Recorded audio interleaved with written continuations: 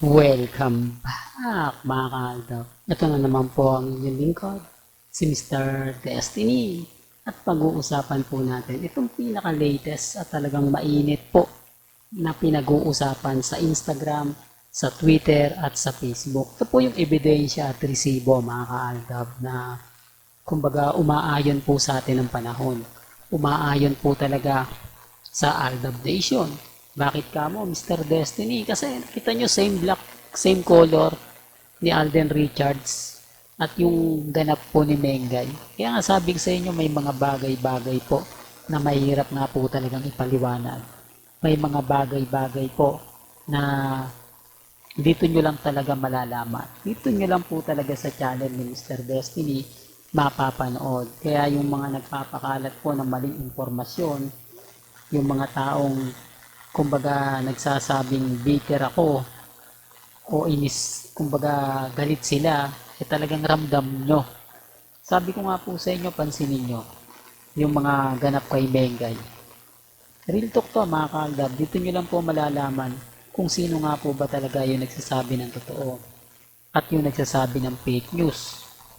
Di po ba? Bagamat marami mga komento, marami mga sinasabi na kumbaga move on ka na Mr. Destiny, tapos na yung boxing, talo na kayo. Di po ba? Alam nyo naman po na madalas po talaga nilang gawin yan. Madalas po nilang sabihin yan na kumbaga dapat daw po si Mr. Destiny hindi na raw po nagbibigay ng update. Dahil umaasa daw po ang mga mamis, mga titas, mga senior sa mga ina-update natin. Hindi naman po ako namimilit. At never naman po tayo nagpapaasa. Hindi po ba? Bagamat, kumbaga, yung iba sinasabing wala na nga po raw Aldab, tapos na, hindi ko alam mga kaaldab, hindi natin alam kung bakit nga po ba sila bitter, kung bakit nga po ba sila inis, kung bakit nga po ba sila affected po sa mga nangyayari at nagaganap. Sabi ko nga po sa inyo, dito po sa channel ni Mr. Destiny, kung ano lang naman po yung latest, kung ano lang naman po yung trending, yun lang naman po yung binabato natin, di po ba? Bagamat maraming mga komento, maraming mga kumbaga sinasabi na ganito, sinasabing ganon, okay lang po yan. Diba? Ang importante lang naman po, hindi tayo namimilit. Ang importante naman po, kung ano lang po yung mga nababasa ninyo, napapanood, napapakinggan, lalo na nga po pagdating sa social media, pagdating kina Alden at kay Maine, kumbaga 101% updated po tayo. Gaya po nito, marami na naman magkokomento, parang sinasabi mong nasa Iloilo ngayon, si Maine Mendoza. Parang sinasabi mong may ganap muna sina Alden Richards at si Maine Mendoza. Remind ko lang po sa inyo, matik na yan, di po ba? Alam niyo naman po na kapag wala si Mengay, alam na, di po ba? Sabi nga po nila, wag niyo na pong hanapin ang wala. Dahil alam naman po natin kung sino yung kasama ni Maine Polkerson at kung sino nga po ba kasama ni Alden Richards. Bagamat maraming mga kwento, maraming sinasabing ganito, sinasabing ganyan, okay lang. Ang importante lang naman po sa akin, makapag-update tayo.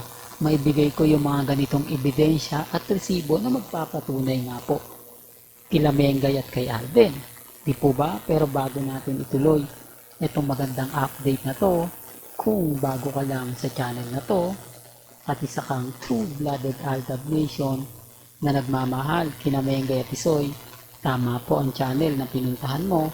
Kaya consider na po kitang bagong subscriber. At huwag mong kalimutang i-share ang mga video po natin sa mga mamis, sa mga titas, at sa mga senior. Remind ko lang po yung mga dumadaan at sa mga bumibisita. Dumidepende po tayo sa mga nababasa ninyo, sa mga nakikita po ninyo. Kasi sa totoo lang naman po, napakaraming mga ganap, napakaraming mga update na dito nyo lang po talaga makikita at mapapanood. Dito nyo lang po talaga malalaman. Gaya nga po ng mga sinasabi natin, pinapaliwanag Sinasabi nilang, nako, nagkataon lang naman ang suot ni Mengay kulay itim. Ganon din si Alden Richards. Ito lang po yung basihan nila.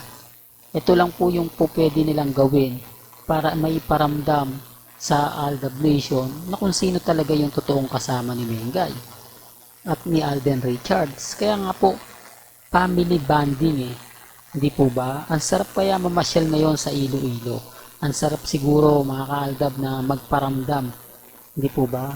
Pero gaya ng sinabi ko, mahirap po talagang kumbaga maglabas ng ebidensya at resibo. Yan po yung hindi natin makukuha. Pero gaya ng sinabi ko, pagkatapos po ng mall tour ni na Alden Richards at ni Catherine, asan po sila? Hindi po ba? O yung mga nagsasabing nagdi-dinner, wala naman pong ganap. Yung mga nagsasabing kumbaga magkasama sila, asan yung ebidensya? Asan yung resibo? Di po ba? Wala po silang maipakita. Wala po silang kumbaga, yung tipong maibigay. Di po ba? Wala naman po kaming pinagkaiba eh. O tapos ako yung pupersay nila, hindi, maglabas ka ng ebidensya, Mr. Destiny. Maglabas ka ng mga patunay mo na kumbaga sina Alden at si Menga yung magkasama. Eh bakit po hindi makita man lang si Catherine at si Alden na magkasama sa isang hotel kumakain sa labas? O gaya na sinabi ko, pagkatapos na po ng mall tour nila, may kanya-kanya po silang ganap. May kanya-kanya po silang update.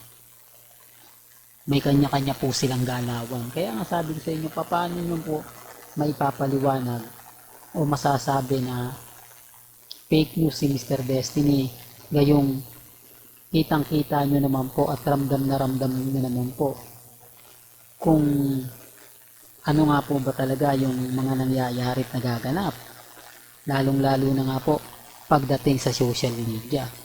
Kaya nga po yung iba affected eh, yung iba inis po kapag ako nagbibigay ng update, yung iba asar po pag ako nagbibigay ng mga ganap.